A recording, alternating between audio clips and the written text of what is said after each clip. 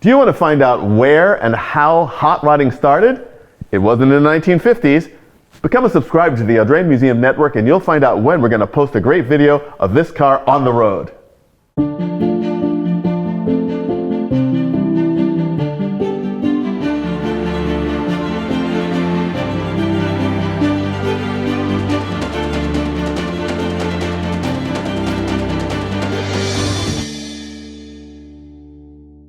People who watch the Audrain Museum Network know that I have become absolutely fascinated with veteran cars.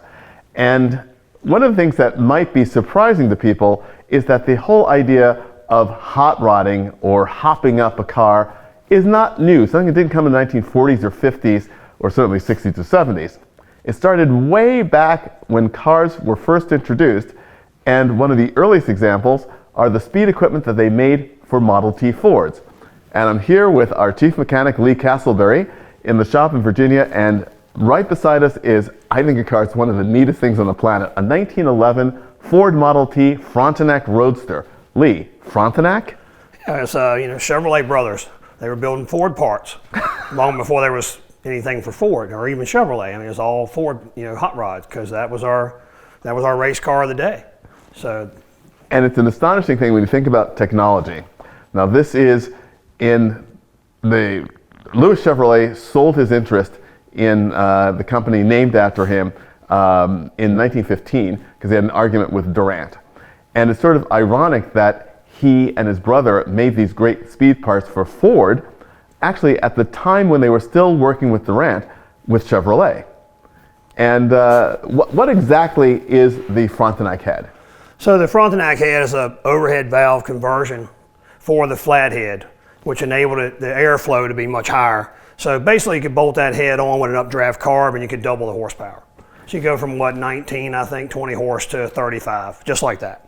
And of course it's all about power to weight ratio. So when you look at a car like this Model T Roadster, that is a substantial increase in performance. And let's take a step back and talk about Chevrolet performance. The Chevrolet brothers were race car drivers.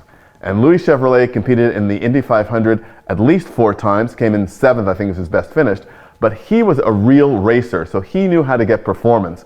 And they actually sort of marketed these kits to make Fronty Fords that you could go racing with. Oh yeah, they made 3 different heads. They made 3 stages. The double port race head was the most advanced one, but that was race only. Then you had a commercial version, and you had what they called a touring version. What we have here is a touring version. But they all made significant power, and the biggest thing about the T was your 3.9 compression ratio, but with this you could raise compression. By raising compression you can increase power by increasing camshaft and time and so forth. So this one here has been highly modified. And that's another thing which is great about this particular car and about the whole scene of this in general. Just as today where people are tuning their cars and it's always a work in progress, this was a car that was tuned in period and then developed through the 1920s, 30s, 40s. A fascinating history with this car. Oh, definitely. This car here's got a Warford 2-speed transmission. So the gearbox is not one that's offered by Ford, but offered for Ford. Patent date's 1911. So it gives you a 3-to-1 down, lower ratio or higher. We don't know exactly where this is now until we finish the car. But it also does away with the brake in the transmission. So you have to add brakes to be safe. We still only have 3-inch wide tires to stop the car. So if you're running 80 miles an hour, it could be a problem. It is something that I can't wait to get behind the wheel of this car and take it out on the road, because I think it's going to be an absolute monster. I love early Fords, and again, the fact that there was all of this available for people to increase the performance. There's a great museum out in Lincoln, Nebraska, the American Museum of Speed at Speedway Motors in Lincoln, Nebraska, and it is amazing. They have an entire floor of hot-rodded Model Ts and their parts. And to have one of those here in this collection is really, really cool, because the whole idea that we can look back into the start of automotive history and see how the spirit of modifying cars, making them go faster, is something that's not new and will never die. Oh, absolutely not. This particular car, we know it evolved because one of the things it has in it, it's got 292 Ford Y-block lifters. Well, that's 55 up. When they first did the Fronty conversions, they were using adjustable push rods and adjustable lifters, but modified versions. So they figured out that the 292 lifter was better. So then we know this evolved It's got an electric pre-luber oil pump on it that maintains 32 psi when you pull the switch. It's also got a mechanical oil pump in the back of the block. It's got pressure-fed water. It's got a pressure-fed fuel system with a downdraft carb. But the other thing that's very interesting is that now you'd buy an aftermarket crank or connecting rods. This particular version has got a modified Model A crankshaft and rods, which they have to weld the counterweights. They have to do a lot of modification in the block. The camshaft blank is Model A. So it's early ways of doing things. But of course now most of that whole generation is gone.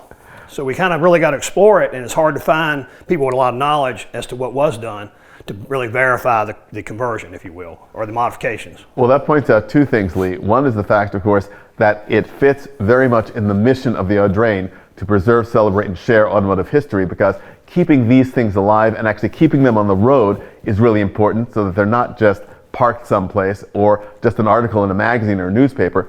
And the other thing is the fact that they're all Ford parts. I really love that. Oh, yes. I mean, I love the purity of that. It's not that someone took this car and said, well, it was a hot rod period, so I'm just going to yank this engine out and put another engine in and just go. It's all Ford. Yes, absolutely, sir. Yes, sir. Again, very interesting in the evolution, right down to, if you look inside, it's got a modern starter switch. It's got some other things. It has a front distributor conversion, which was of period. But then when you go back to the electrical system, it's got a modern small mini alternator.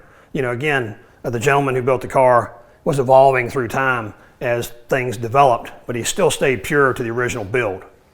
That is absolutely amazing. And as I said, I can't wait to get behind the wheel of this. I'll be right there with you.